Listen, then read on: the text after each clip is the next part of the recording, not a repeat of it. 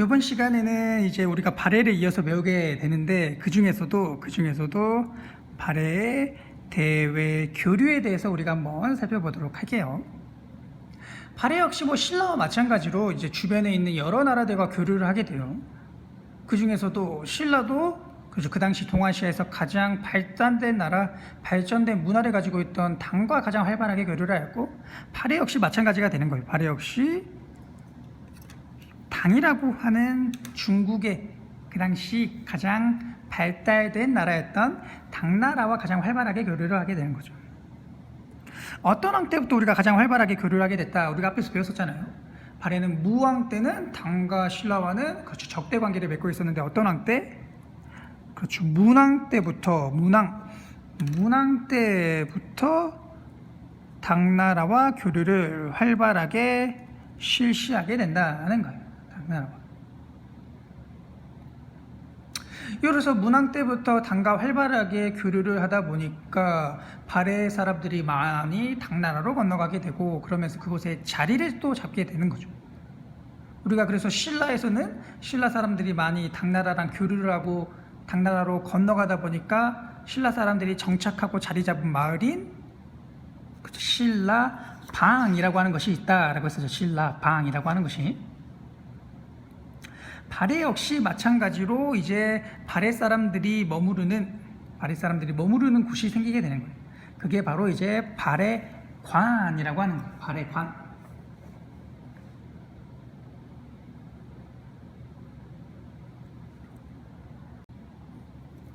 발해관. 그래서 신라방이라던가 신라소나 신라광처럼 신라인들이 정착한 어떤 마을이 있던 산둥반도 지역에 발해 역시 발해관을 설치를 하게 되죠. 발해관. 그래서 발해와 당나라를 오가는 사람들이 머무르는 숙소와 같은, 우리가 앞서 배웠던 신라관처럼 많은 발해 사람들이 머무를 수 있는 요 신라관, 숙박시설로서 발해관을 설치를 하게 되는 거죠. 이것만 보더라도 그 당시 이제 발해와 당나라가 얼마나 활발하게 교류를 했는가라는 것을 우리가 살펴볼 수 있게 되는 거죠.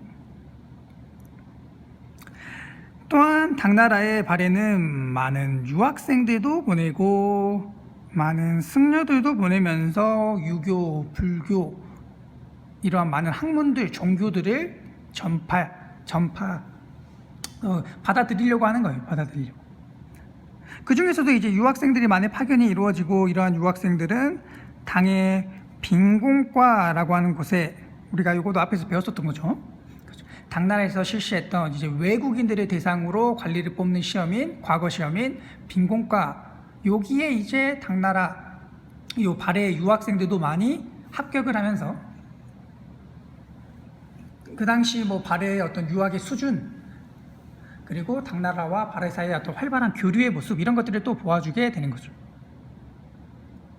또한 이 빈공과의 합격을 두고 그 당시 이제 신라와 발해 유학생들이 많은 또 경쟁을 벌이게 돼요.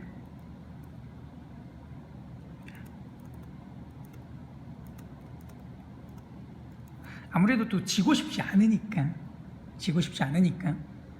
초기에는 또 적대 관계이기도 했었고, 그래서 당나라는 많은 유학생들을 파견을 하면서 이들이 이제 빈공과에 합격을 하기도 하고, 특히나 신라의 유학생과 경쟁을 하면서 빈공과에 합격하는 모습들도 보이게 된다는 거예요. 그러면 당나라와 발해는 어떠한 물품들을 교역을 했는가, 서로의 어떤 교역품들을 조금 살펴보면은 당과 발해 교역품들. 당나라는 발해로부터 말이라던가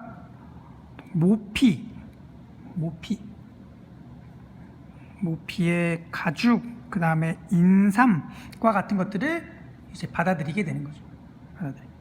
발해는 아무래도 이제 만주 지역이다 보니까 말도 많고 또 여러 가지 동물들의 어떤 가죽들, 이런 것들을 이제 당에 많이 팔게 되는 거고, 발해는 당나라에서 유명한 당의 비단이라던가 또 학문의 공부를 위한 여러 가지 서적들, 그 외에도 여러 사치품들, 이런 것들을 받아들이게 되는 거예요. 받아들이게 된다. 이러한 물건들의 어떤 교육이 이루어지는 형태가 되고, 그 다음 요 당시 이제 신라와의 교역을 보면은 신라는 발해가 건국 초에는 대립하는 모습을 띈다라고 했었죠. 대립하는 모습을 띈다라고 했었는데, 후에 이제 나중에 가면은 이제 문왕 때부터 당나라 신라와 발해가 이제 친선 관계를 맺으면서 신라와 교류를 하게 되고, 그 중에서도 이제 신라와 교류하는 어떤 하나의 특수한 길을 만들게 되는데, 그게 이제 신라도라고 해요. 주로 이 신라도를 통해서 많은 교류하는 모습을 벌이게 되는 거예요. 그 다음에 뭐 일본을 보면은, 일본과는 뭐 무왕 때부터도 우리가 앞에서 봤듯이 일본이나 돌고래와 같은 이제 고구려가 원래 친하게 지냈던 나라, 요 일본과는 대부분 그렇죠. 초기에서부터 발해 건국 초부터 교류를 하게 되는 거죠. 발해 입장에서는 아무래도 이제 당나라, 신라와 적대 관계를 맺고 있다 보니까 이들과 적대 관계를 맺으면서 좀 전투를 하기 위해서는 자신을 도와줄 사람들이 많이 필요하게 되고, 그 중에 하나가 이제 일본이 되는 거죠. 그래서 일본과는 초기부터 교류를 하고 있었고, 그 외에 발해 역시 북쪽에 있던 거란, 그리고 저 멀리 있는 서역 지방과도 많은 교류를 하게 되고, 특히나 이 서역 지방과의 어떤 교류를 보여주는 대표적인 게 이제 이 서역의 화폐, 그 당시 이제 소그드나라고 해서 그 당시 이제 서역 지방에 살고 있던 소그드인들이 쓰던 화폐가 발해 지역에 발견이 됐다. 이러한 모습들을 통해서 이제 발해가 서역 지방 저 멀리까지도 교류를 하고 있었구나라는 걸 우리가 알 수 있게 돼요.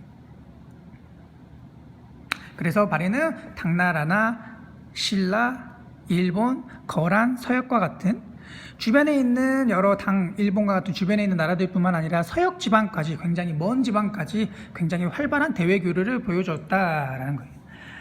이러한 발해의 대외 교류에서 우리가 정말 잘 알아둬야 될 게 바로 발해의 5가지 길이라고 해서 발해 5도를 굉장히 잘 기억을 해야 돼요. 이게 또 시험에 굉장히 자주 나오니까. 발해 5도. 요거는 발해의 5가지 길이라고 해서 발해가 일본, 신라, 당, 거란과 교역을 할 때 주로 사용했던 그 길, 5가지의 길을 한꺼번에 이렇게 포함해서 부르기를 발해 5도라고 부르게 되는 거예요. 요거는 우리가 교과서 96페이지를 보면은 알 수 있어요. 96페이지에 또 지도가 하나 나왔는데, 요게 이제 발해 5도를 보여주는 지도가 되는 거예요.